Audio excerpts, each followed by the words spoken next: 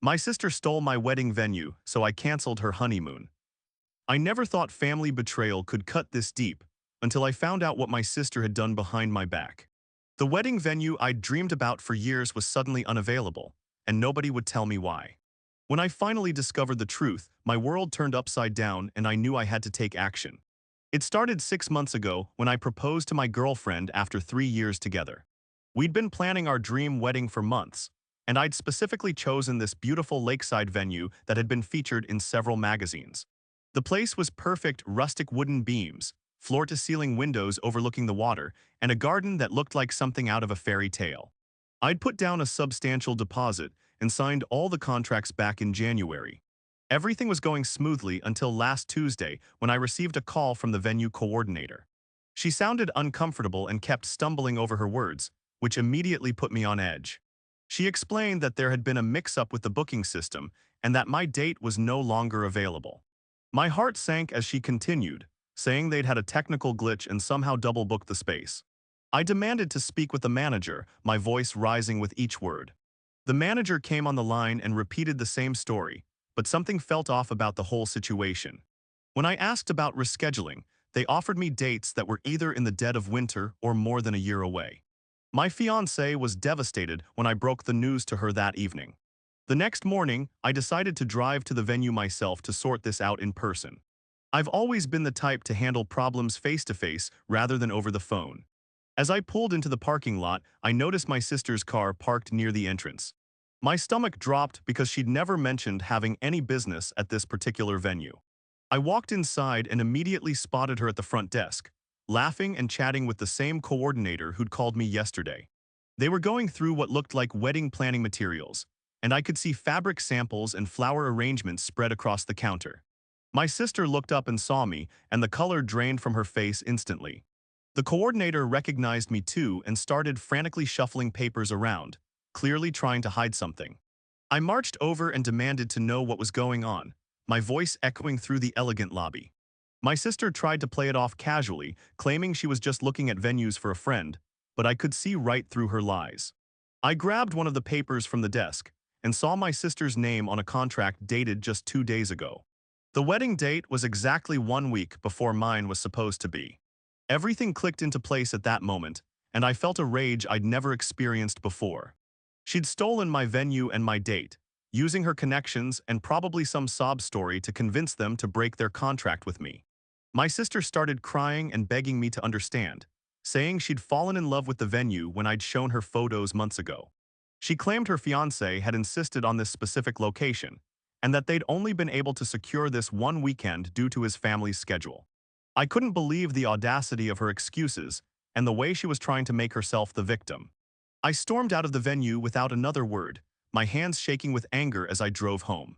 The betrayal cut deeper than any argument we'd ever had growing up.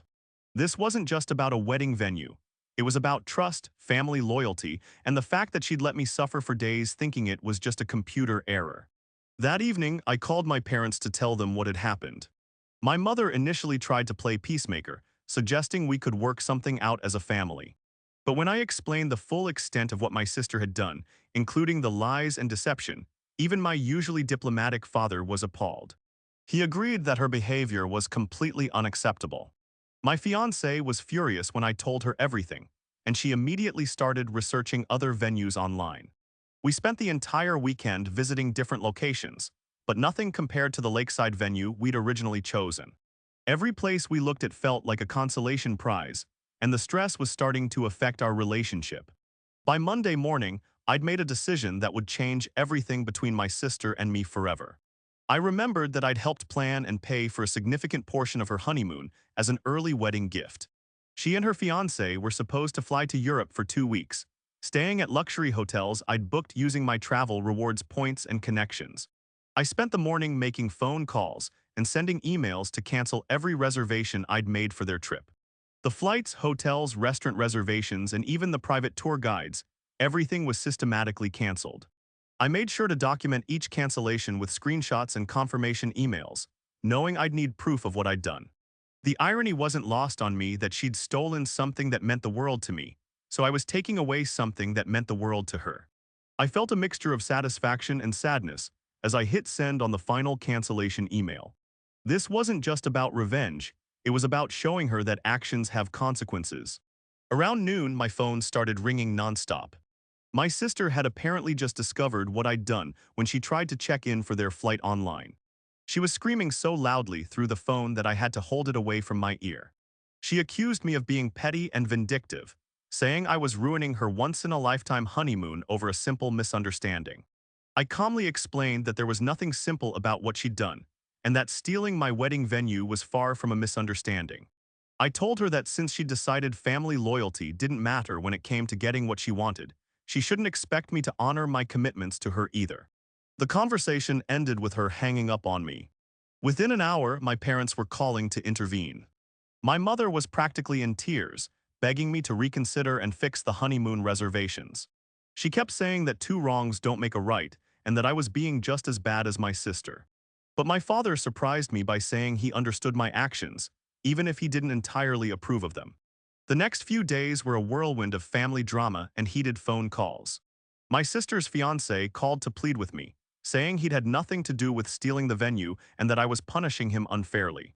I felt some sympathy for him, but I also knew that he'd benefit from my sister's deception, so he wasn't entirely innocent in the situation. My sister tried a different approach later that week, showing up at my apartment with tears in her eyes and a bottle of my favorite wine. She apologized profusely and offered to give me back the venue, saying she'd realized how wrong she'd been. But I could tell it wasn't genuine remorse. It was desperation because their honeymoon was ruined and they couldn't afford to rebook everything. I told her it was too late for apologies, and that I'd already found another venue that was actually better than the original one. This wasn't entirely true, but I wanted her to understand that her actions had permanent consequences. The trust between us was broken, and a simple apology couldn't fix that overnight. The most unexpected turn came when my cousin reached out to me through social media. She'd heard about the family drama and revealed that my sister had actually been planning to steal my venue for months. My cousin had screenshots of messages where my sister talked about how she deserved the venue more than I did, because she was the older sibling and had been planning her wedding longer. These messages completely destroyed any remaining sympathy I had for my sister. It proved that her theft wasn't a spur-of-the-moment decision or a misunderstanding. It was a calculated betrayal that she'd been plotting for months. She'd sat through family dinners, listened to me talk about wedding plans, and pretended to be supportive while secretly working to sabotage me. I forwarded the screenshots to my parents, who were horrified by what they read. My mother finally admitted that my sister's behavior was inexcusable, and that she understood why I'd retaliated. My father was so angry that he threatened to reduce my sister's inheritance, saying her actions showed a fundamental lack of character. The wedding industry in our city is surprisingly small, and word of what happened spread quickly among vendors and coordinators. Several other venues reached out to me offering discounts and special packages, apparently disgusted by how my sister had manipulated the system.